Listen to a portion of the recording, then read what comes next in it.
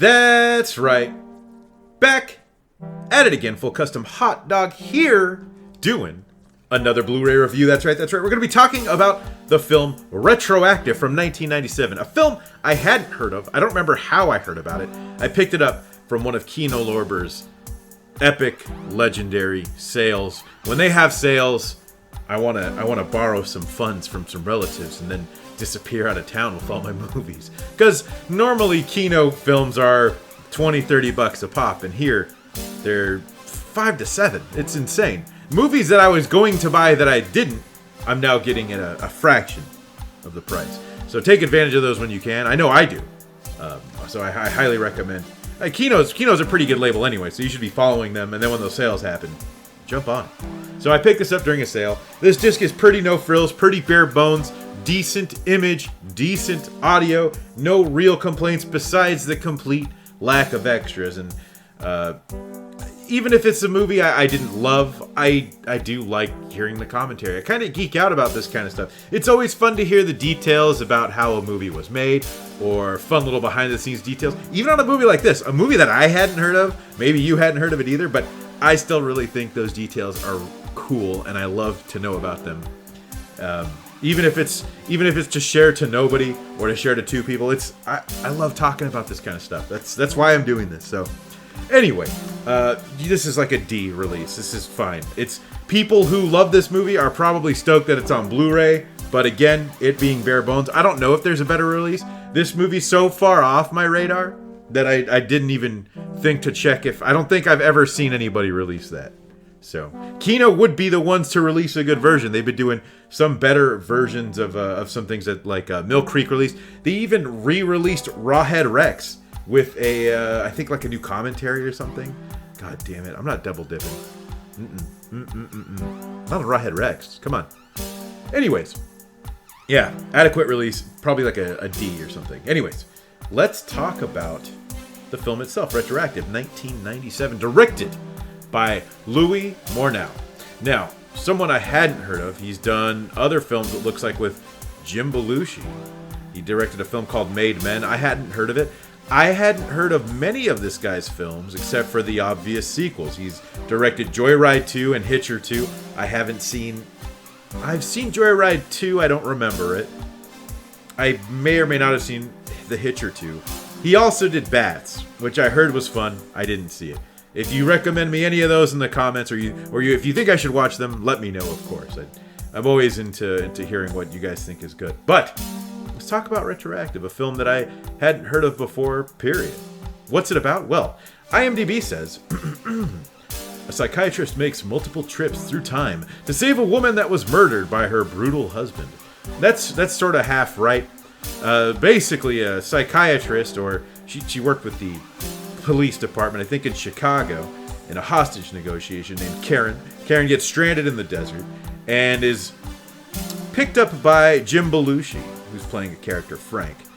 Frank is with his waifu, Rayanne, and they're going through the desert, and Frank, Jim Belushi's character, is totally apeshit bonkers and is pretty much down to kill anybody at just the slightest hint of annoyance, anything. Just he's ready to just pop off.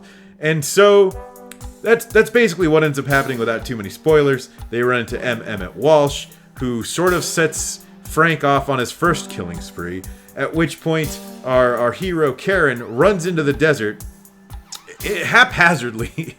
It sounds more ridiculous now that I'm telling you guys and not seeing it in the movie. It just sounds completely crazy. Runs into the desert, into a science lab run by this guy Brian, who's a scientist, and played by Frank Whaley, and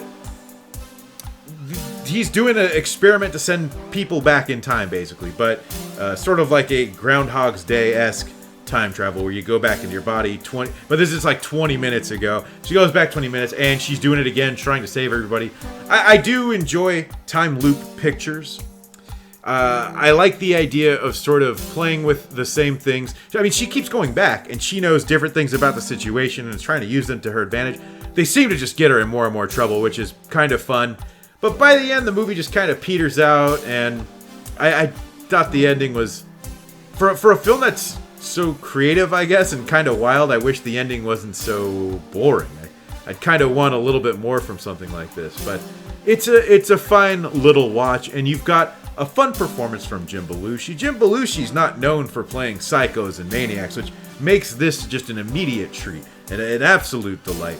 He's always playing this big, lovable goofball, you know, this kind of affable man who's goofy and fun and caring, lighthearted, and it's great to just see him pop off right here.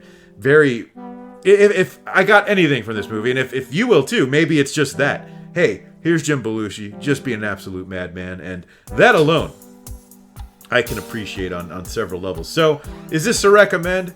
Not quite. If you're in the mood for something a little bit different from your time loop movies, if you're having a time loop evening, maybe. It's kind of a deeper cut. Like I said, I hadn't heard of this. Have you guys heard of this? I definitely haven't, like I keep saying. So if you've heard of it, let me know in the comments. If you've seen it, let me know in the comments. But it's an alright movie. I'm not mad that it's in my collection. I may revisit it another time. It's a little, I don't know. It's not bad. A little sleazy, a little gross, a little violent. That's kind of one of the cool things about the time loop genre, though, because you're not married to any of these things. You can just keep killing people over and over again, and with basically no consequence. The thing I always ask myself when I watch these time loop movies, like in this one, right?